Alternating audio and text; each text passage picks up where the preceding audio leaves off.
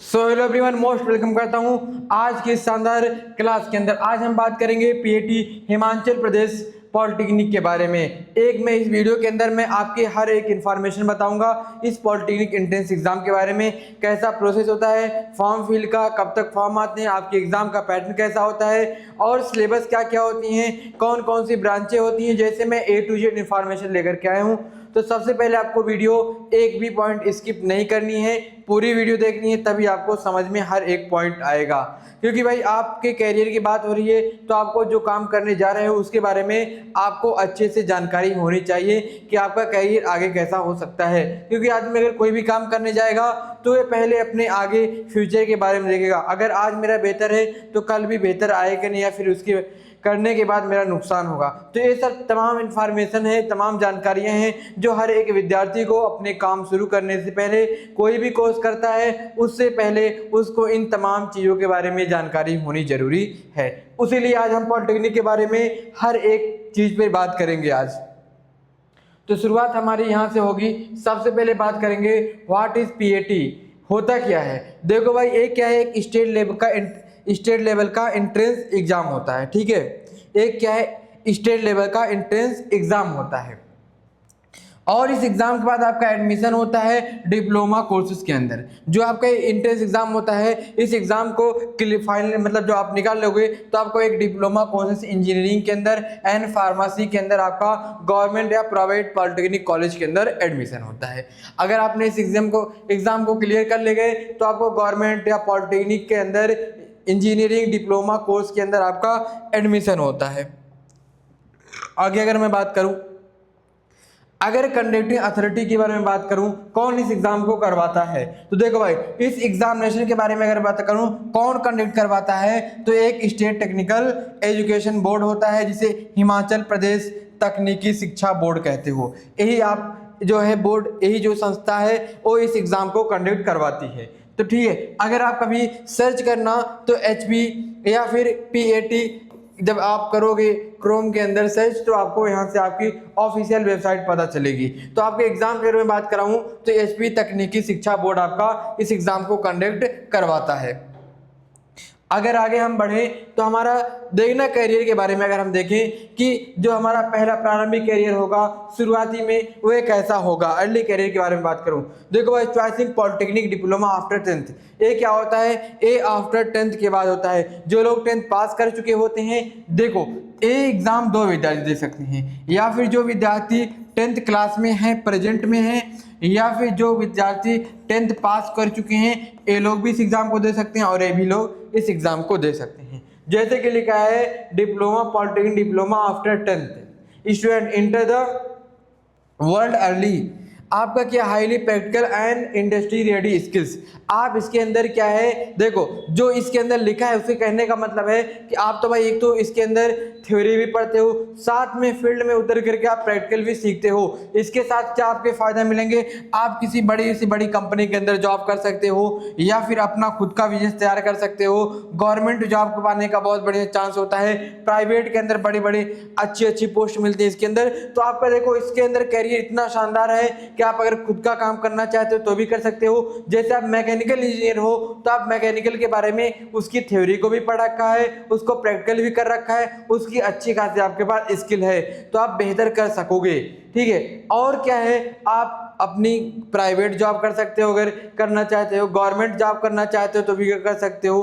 तो बहुत बढ़िया स्कोप इसके अंदर आपको देखने को मिलेगा। तो अगर मैं कैरियर की बात करूं, आगे अगर हम बात करें, अगर आप पॉलिटेक्निक करने के बाद, अगर आप इस डिप्लोमा कोर्स करने के बाद, देखना साथियों, अगर आप इस डिप्लोमा कोर्स करने के बाद, एक सेकंड फोन आ रहा, देखना साथियों, एक सेकंड, क्या है, आप अगर देखो आपने पॉलिटेक्निक कर रखा है, अब आपको क्या है, आपका सपना है कि मैं और ज़्यादा पढ़ाई करूं, मैं और आगे तक पढ़ाई करूं, इंजीनियरिंग के अंदर मुझे और ज़्यादा पढ़ाई करनी है, तो भी आपके पास अच्छी खासे आपके हैं। देखो आफ्टर कंप्लीटिंग 3 ईयर डिप्लोमा, जब आपके 3 ईयर के डिप्लोमा कंप्लीट हो जाएंगे तो उन विद्यार्थियों का डायरेक्ट एडमिशन कहाँ पे होता है, सेकंड ईयर बीटेक में या फिर BE के अंदर प्रोग्राम लिटरल एंट्री होती है। यानी जिन विद्यार्थियों के 3 साल के डिप्लोमा कोर्स कंप्लीट हो चुके हैं और उन डिप्लोमा कोर्स करने के बाद उनका मन है कि वे और आगे तक पढ़ाई करें, तो उनका क्या है, जो आगे की पढ़ाई इंजीनियरिंग के अंदर जाएंगे, कोर्स के अंदर एडमिशन लेने, बीटेक हो गया या फिर बीई हो गया, तो इसके अंदर उनका डायरेक्ट सेकंड ईयर में एडमिशन होगा, क्योंकि उन्हें फर्स्ट ईयर की जो चीज़ें हैं वो ऑलरेडी पढ़ रखी है, तो उससे उनका फ़ायदा यहाँ पे मिलता है। आगे मैं बात करूं, अगर मैं एजुकेशन की बात करूं, अगर एलिजिबिलिटी एजुकेशन के बारे में बात आपको बताऊं, देखो कैंडिडेट क्या है, candidate must have successfully pass 10th standard. क्या है, जो कैंडिडेट है इस एग्जाम को देना चाहता है उसको क्या है, मस्ट हैव कैंडिडेट क्या है, successfully pass 10th class standard पास होना चाहिए। और क्या है आपका, एग्जामिनेशन फॉर रिकॉग्नाइज्ड सेंट्रल और स्टेट बोर्ड्स, वह किसी भी सेंट्रल बोर्ड से हो या फिर स्टेट बोर्ड से हो, जो विद्यार्थी इस एग्जाम को देना चाहता है वह 10th पास होना चाहिए। और साथ में क्या होना चाहिए, वह चाहे स्टेट लेवल के बोर्ड से हो या फिर सेंट्रल बोर्ड से हो, जहां से हो, इन दोनों में से किसी एक बोर्ड से उसका पास होना जरूरी है। अच्छा, और आगे अगर हम बात करें, अगर मैं बात करूं मार्क रिक्वायर्ड, भाई हर एक एग्जाम के अंदर कुछ ना कुछ मिनिमम मैक्सिमम मार्क की जरूरत पड़ती है, वहां विद्यार्थी अगर उतनी मार्क के अंदर होंगे तभी उन एग्जाम्स को दे सकते हैं। ठीक है, तो हम इसके बारे में बात करेंगे, इनके अंदर कितने परसेंटेज विद्यार्थी के आने चाहिए जो इस एग्जाम को दे सकता है। तो देखना भाई, अगर मैं बात करूं simply passing 10th not use, अगर कोई विद्यार्थी सिर्फ 10th पास है तो ऐसा नहीं है। क्या है, you must meet the minimum percentage criteria set by the board appear for the entrance test. देखना भाई, केवल 10वीं पास करना पर्याप्त नहीं है, केवल आप 10th पास इतना काफी नहीं है। यहाँ पर आपका क्या है, प्रवेश परीक्षा में बैठने के लिए आपको बोर्ड द्वारा निर्धारित न्यूनतम प्रतिशत मानदंडों का पूरा करना होगा। जैसे कि क्या है, मिनिमम आपके 35% आने चाहिए 10th के अंदर, आपको मिनिमम 35% है, मिनिमम, कम से कम अगर आपके 35% है तो भाई आप एग्जाम दे सकते हो, अगर इससे भी कम है तो नहीं दे सकते हो। इस बात का खास ध्यान रखना, यानी आपको 10th क्लास के अंदर मिनिमम की अगर मैं बात करूं तो आपके 35% आने चाहिए। अगर और आगे बढ़ें, अगर हम और आगे बढ़ें तो देखना साथियों आगे क्या है, देखो आप तुम्हारे बताऊं, कंपलसरी जो सब्जेक्ट आपके होते हैं, जो सब्जेक्ट अनिवार्य हैं, जो विषय क्या है अनिवार्य हैं, जैसे क्या है, जैसे देखना, जैसे कि क्या है, देखना उम्मीदवार को 10वीं कक्षा में अध्ययन के लिए उन्हें उत्तीर्ण करना चाहिए। इनमें आमतौर पर आपकी क्या है, साइंस हो गई, ठीक है, साइंस आपकी होगी, मैथमेटिक्स होगी एंड इंग्लिश, 3 सब्जेक्ट होना चाहिए। कंपलसरी सब्जेक्ट आपके क्या है, मैथमेटिक्स हैं, आपके साइंस हो गई और इंग्लिश, इन 3 सब्जेक्ट कंपलसरी हैं। जो विद्यार्थी इन एग्जाम को देना चाहता है वह मैथमेटिक्स, साइंस और इंग्लिश 3 सब्जेक्ट में पास होना चाहिए। आगे अगर हम बात करें, और आगे अगर बात करें डॉक्यूमेंट्स के बारे में, अगर हम बात करें, अगर डॉक्यूमेंट्स के बारे में बात करूं तो देखो भाई, सुनिश्चित करें कि आवेदन करने से पहले आपके पास निम्नलिखित मुख्य दस्तावेज हैं कि नहीं। ये डॉक्यूमेंट्स जो हैं आपके रेडी हैं कि नहीं, बिफोर अप्लाइंग, जो आप फॉर्म भरने जा रहे हो उससे पहले ये जो आपके डॉक्यूमेंट्स हैं या नहीं, या कोई दिक्कत है। जैसे 10th की मार्कशीट आपकी होगी, आधार कार्ड या फिर वैलिड आईडी आपकी हो गई, डोमिसाइल आपकी कैट सर्टिफिकेट हो गई, ये सब चीज़ें आपके पास होनी चाहिए फॉर्म भरने से पहले, और आगे भी इन चीज़ों की ज़रूरत पड़ेगी आपको। और अगर मैं बात करूं रिक्वायर्ड डॉक्यूमेंट्स के बारे में अगर बात करूं तो देखना भाई, क्या है, दाव और शुल्क छूट के लिए इन अतिरिक्त दस्तावेजों को स्कैन करके तैयार रखना है। जैसे आपका क्या आ गया, category certificate SC ST OBC के लिए, ठीक है, जनरल वगैरह के लिए कास्ट सर्टिफिकेट तो भाई लगता नहीं है। और क्या है, अब income certificate for fee wearing, यानी आय प्रमाण पत्र आपका जो होता है। और क्या, रिसेंट पासपोर्ट साइज फोटोग्राफ्स जो आपके आकार में हो, यानी जो आपके रिसेंटली 6 महीने के अंदर अंदर आपके फोटो खिंचाए गए हों पासपोर्ट साइज के, वो आपके पास होने चाहिए। तो डॉक्यूमेंट्स ये होने चाहिए। हमने पार्ट 1 के भी कुछ डॉक्यूमेंट्स बताया और पार्ट 2 के भी कुछ डॉक्यूमेंट्स हैं जो आपको तैयार रखना पड़ेगा। आगे बढ़े विद्यार्थियों, अगर आगे बढ़े तो रजिस्ट्रेशन के बारे में अगर हम बात करें, पहली पॉइंट हमारी क्या है, देखना official board website and register by providing basic details आपको देना पड़ेगा यहाँ पर। जैसे नेम हो गया, ईमेल, मोबाइल नंबर, ठीक है, जनरेट योर सिक्योर लॉगिन आपका हो जाएगा। उसके बाद अगर हम बात करें अगर इसके बाद हम बात करें, अगर मैं इसके आगे बात करूं, देखना आगे अगर मैं बात करूं एप्लीकेशन फॉर्म के बारे में कैसे फिल करना होता है, तो देखो अपने जो log in the acing ever central tells and the fill out the details online application form with personal, ठीक है, क्या है, personal educational and communication details आपको देना होगा। इन सब तमाम चीज़ों को आपको देना पड़ेगा। उपयोग करके लॉगिन करें और व्यक्तिगत शैक्षिक और संचार विवरणों के साथ साथ विस्तृत ऑनलाइन आवेदन पत्र आपको भरना पड़ेगा यहाँ पर। अगर हम आगे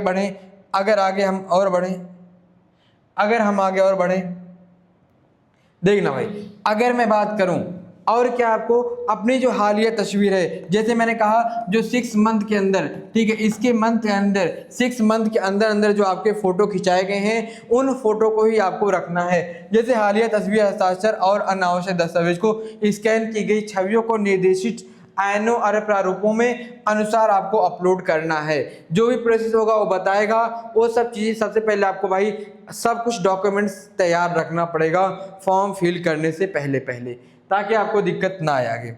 अगर और आगे हम बढ़ें तो देखो फी पेमेंट के बारे में बात करूं तो वही सब होता है भाई, क्रेडिट कार्ड आपका हो गया, डेबिट कार्ड हो गया, यूपीआई मेथड से आपका होता है, ठीक है, यानी जो आपका पेमेंट होगा वो ऑनलाइन होगा, ठीक है, वो क्या होता है आपका ऑनलाइन होता है, ठीक है, जो आपका मेथड होगा पेमेंट का वो सब का ऑनलाइन प्रोसेस होता है।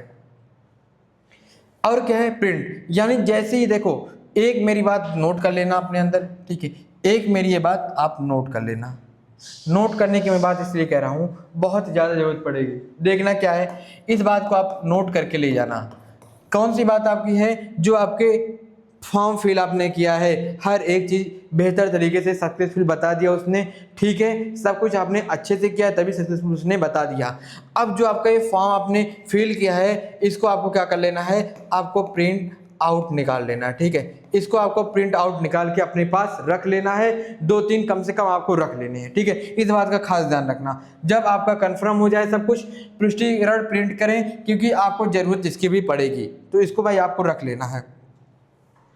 एग्जाम पैटर्न मोड अगर मैं बात करूं तो देखो आपका जो exam typically conduct in offline mode, जो आपका एग्जाम होता है वह क्या होता है, आपका ऑफलाइन होता है, ठीक है, ये आपका एग्जाम क्या होता है, ऑफलाइन होता है, यानी OMR सीट बेस्ड और ऑनलाइन आपका क्या है, computer based with total duration of 3 hours, यानी जो आपका टोटल 3 घंटे का पेपर होगा और ऑफलाइन पेपर आपका होगा। अगर मैं बात करूं और अगर मार्किंग स्कीम के बारे में बात करूं, अंक योजना के बारे में बात करूं, तो जो आपके क्वेश्चंस आते हैं मल्टीपल चॉइस क्वेश्चंस आते हैं। जनरली आपके 4 mark are awarded for every correct answer, यानी आपका एक क्वेश्चन 4 मार्क का आता है, ठीक है, एक क्वेश्चन आपके 4 नंबर के आते हैं। आपका एक क्वेश्चन सही होगा आपको 4 नंबर मिलेगा, ठीक है। क्या आमतौर पर प्रत्येक सही उत्तर के लिए आपको 4 अंक दिए जाते हैं। साथ में क्या नेगेटिव मार्किंग अपनी इन मेनी स्टेट 1 मार्क, यानी आपको क्या है, कई राज्यों में नकारात्मक अंक लागू होता है, प्रत्येक गलत उत्तर के लिए 1 अंक आपको काटा जाता है।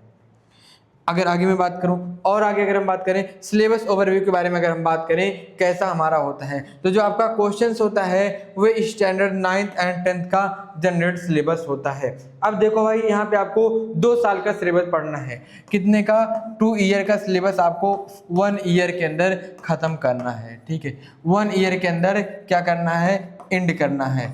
अब देखो भाई आपको 2 साल का पेपर पढ़ना है, 2 साल का सिलेबस कंप्लीट करना है 1 साल के अंदर, साथ में आपके क्या है, साथ में आपकी बोर्ड एग्जाम भी है, साथ में आपके क्या है, बोर्ड एग्जाम भी देने हैं। तो आपको कम से कम आपके 9 से लेके 10 महीने तक पूरी शानदार मेहनत करनी पड़ेगी, ठीक है। इन दोनों खत्म करने के लिए 9 से 10 महीने आपको पूरी लगन के साथ पढ़ना पड़ेगा, तभी आप अच्छे से गहराई से पढ़ लोगे।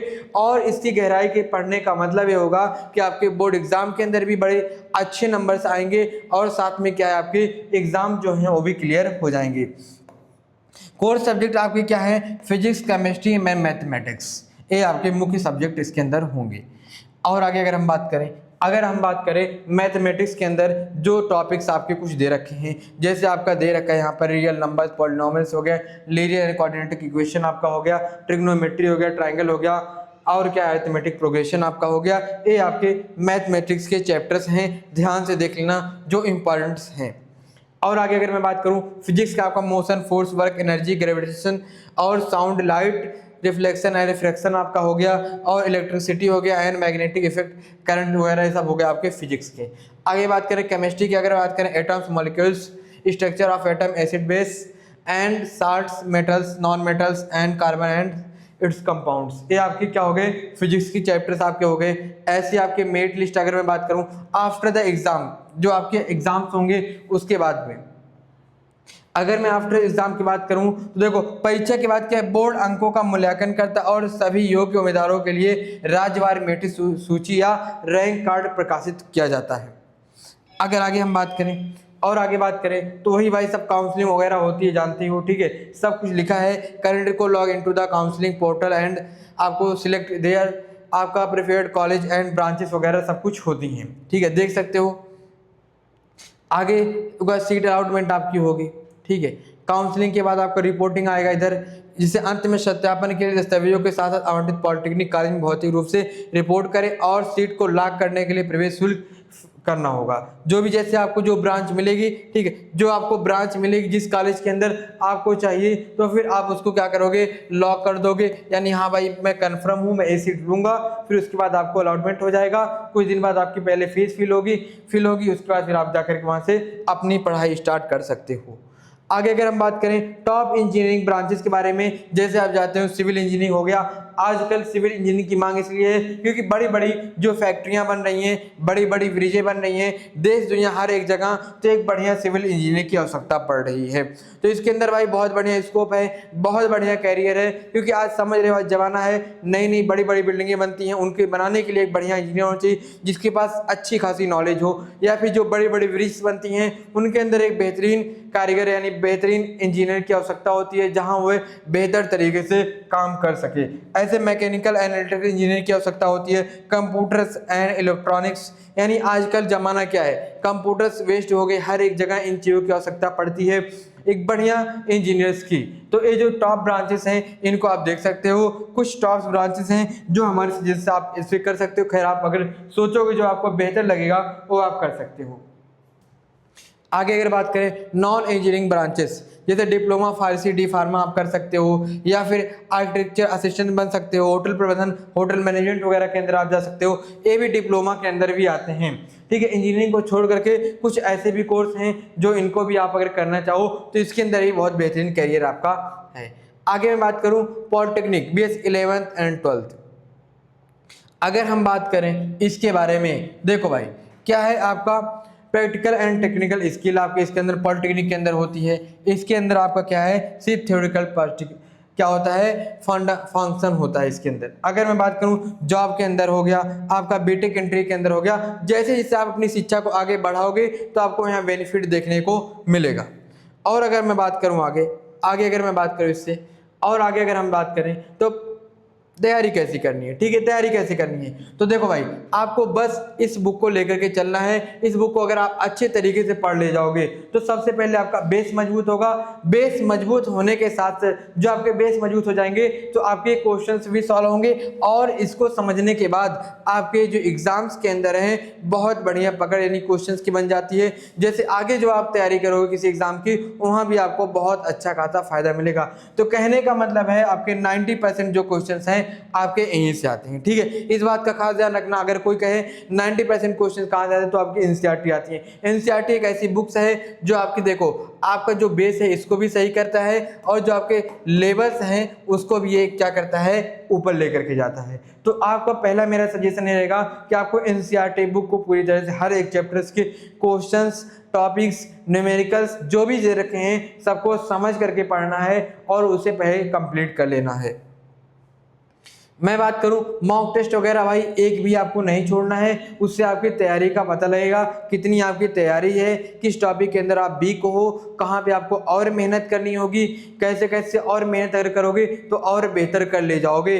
उससे आपको एक तैयारी करने का अनुभव पता चलेगा, और इस बात का भी पता चलेगा कि आपकी तैयारी कितनी हो रही है, आपकी तैयारी क्या है कितनी हो रही है ये भी पता चलेगा। तो एक भी मॉक टेस्ट आपको छोड़ना नहीं है, हर एक मॉक टेस्ट को देना है लगातार।